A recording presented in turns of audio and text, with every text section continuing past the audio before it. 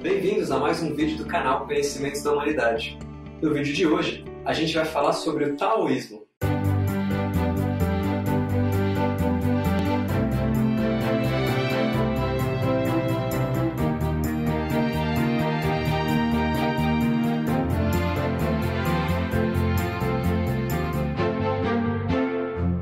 O taoísmo é uma tradição oriental e que teria nascido às margens do Rio Amarelo, lá na China. Ele aborda o plano espiritual, cultural, rituais religiosos, a filosofia e a ciência, como estando todos interligados, como se fossem uma coisa só.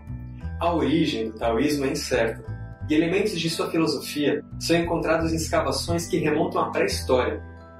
Tradicionalmente, ele surgiu da observação da natureza e suas diferentes interações, seja entre os animais, entre os demais elementos, como o vento batendo nas árvores, o sol nascendo atrás das montanhas. O registro escrito mais antigo é o que conhecemos hoje como o I Ching, o Livro das Mutações, que possui a base do pensamento taoísta, o Yin e Yang. Porém, a data de sua primeira versão se perde no tempo e é acreditada ao Fu Ri, um imperador mitológico comparado a um semideus. Conta a lenda que enquanto caminhava nas margens do Rio Amarelo, um dragão emergiu de suas águas e trazia um quadro octogonal contendo os 8 trigramas, revelando a Fu Ri o princípio de todas as coisas, o Tao e seus 8 princípios, concebidos através de combinações entre Yin e Yang. Para melhorar a compreensão dessa primeira versão do texto, outros grandes pensadores acrescentaram comentários e interpretações. Foram eles Rei Wen e seu filho, o Duque de Zhou, e por último Confúcio, que, entre outras contribuições, acrescentou o que ficou conhecido como as 10 asas, uma espécie nova de filosofia em torno desse livro. O I Ching introduziu o conceito dos 5 elementos ou movimentos. Também foi, e ainda é, utilizado como oráculo, através de suas 64 figuras que representam tudo o que existe. A função oracular do livro é tradicionalmente feita através da manipulação de 49 varetas, além de uma adicional que fica de fora do jogo, uma preparação emocional e a formulação precisa da pergunta. A manipulação das varetas resulta em Yin ou Yang e é feita 6 vezes para assim resultar em um dos 64 hexagramas. Dessa forma, a resposta é interpretada segundo o hexagrama obtido. Segundo esse próprio tratado, ele nunca erra. Quem erra é o consulente, ao fazer a pergunta sem meditar e sem ter certeza sobre ela. Um outro grande imperador que contribuiu com o taoísmo foi o Imperador Amarelo, que com seu texto Neijing, ou Clássico do Imperador Amarelo, como é conhecido aqui, descreve conversas com seus ministros sobre medicina, alimentação, costumes, desenvolvimento, sob o prisma taoísta.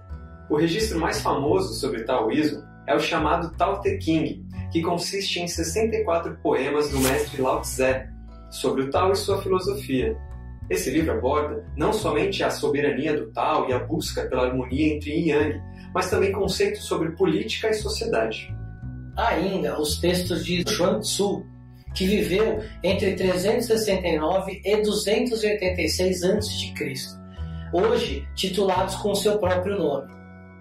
Antes desse desenvolvimento todo de textos e filosofias, a tradição era xamânica e ela se baseava na arte da divinação e sua medicina era baseada ainda naquela ideia de pecado e confissão. Ao longo do desenvolvimento filosófico do Tao, foram nascendo escolas de pensamentos. Sendo o Tao inexplicável, ele é compreendido como a trilha para o absoluto. Ele contém todas as coisas existentes e não existentes. É o grande e o pequeno, mas não consiste numa deidade personificada.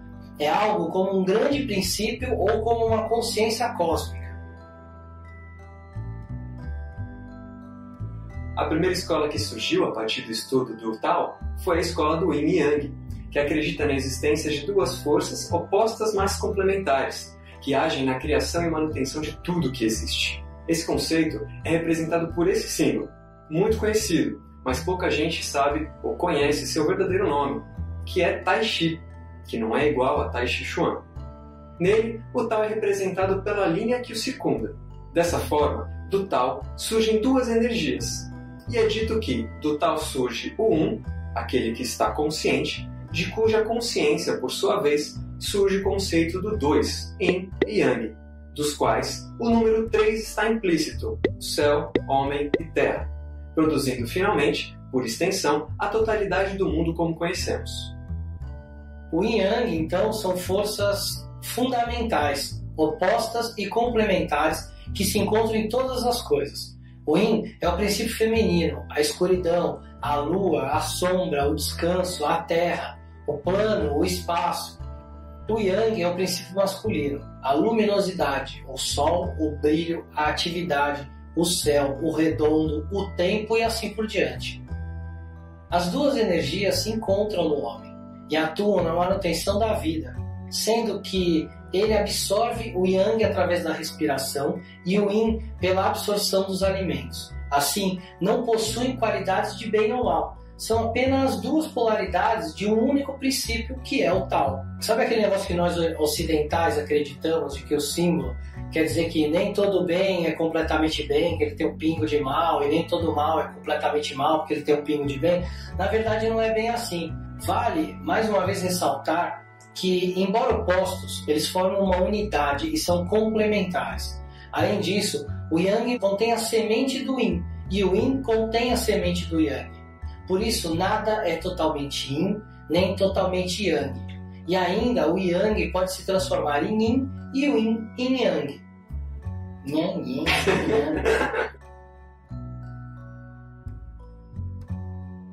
Dessa escola Yin Yang, nasce a escola dos 5 elementos, que postula que tudo é composto pela interação entre terra, fogo, madeira, água e metal. Logo, são tendências naturais que podem formar as diversas manifestações existentes. A interação entre os elementos é representada pelo pentagrama dos 5 elementos, também chamado de 5 movimentos. Ele demonstra as várias dinâmicas e transformações que ocorrem aqui no plano físico, como estações, emoções, sons, cores, sabores, cheiros e assim por diante. Para exemplificarmos, vamos falar das estações do ano. A madeira corresponde à primavera e é associada ao nascimento. O fogo corresponde ao verão e é associado ao crescimento. A terra corresponde à estação compreendida como 5ª estação, uma espécie de prolongamento das estações, e está associada à transformação.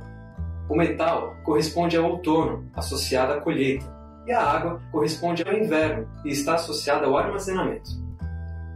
A ideia básica é o conceito de mutação, que é a eterna lei que rege todo o universo. Os 5 elementos, então, não são considerados forças estáticas, mas princípios dinâmicos que estão numa constante interação. As duas interações naturais são a produção e o controle, onde a madeira é produzida pela água. Contudo, se houver madeira demais, sufocará a terra. Assim, o metal controla a madeira. A madeira, por sua vez, produz o fogo, mas se o fogo for grande demais, derreterá todo o metal. Assim, a água controla o fogo. Já o fogo produz terra, mas se houver terra demais, a água se extinguirá. Assim, a madeira controla a terra. Já a terra produz o metal, mas se houver metal demais, cortará toda a madeira. Assim, o fogo controla o metal. E por fim, o metal, que produz a água, mas se houver água demais, o fogo apagará. Assim, a terra controla a água.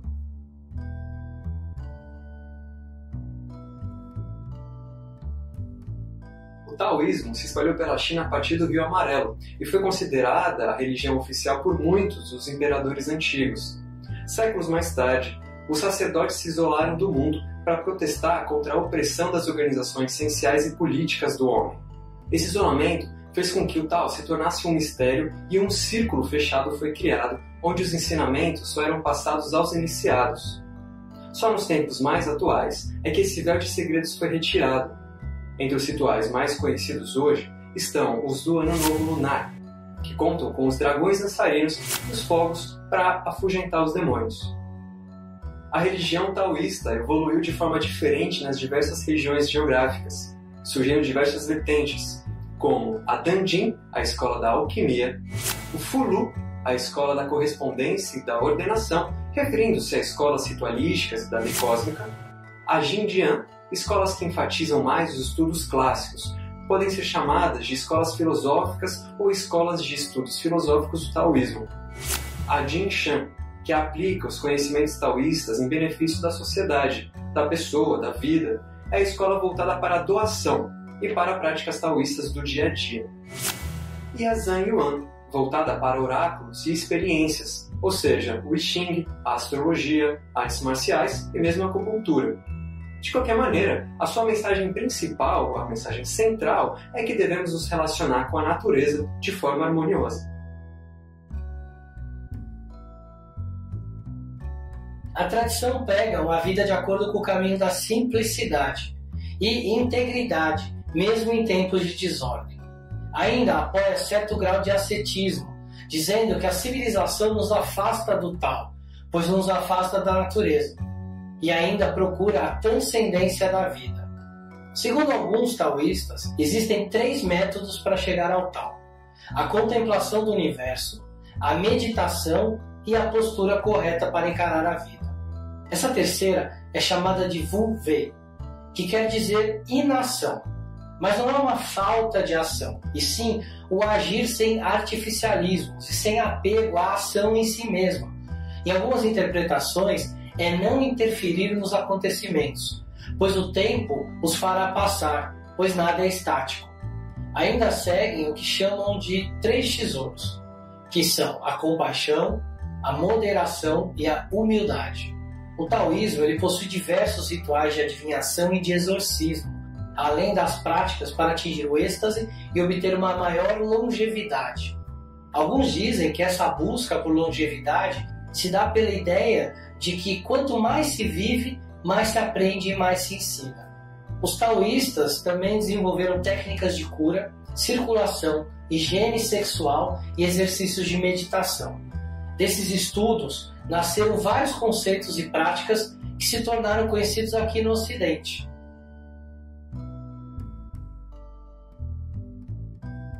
O pensamento taoísta foi essencial para o surgimento da medicina tradicional chinesa e de algumas artes marciais, como a acupuntura e o que chamamos aqui no Ocidente de Kung Fu.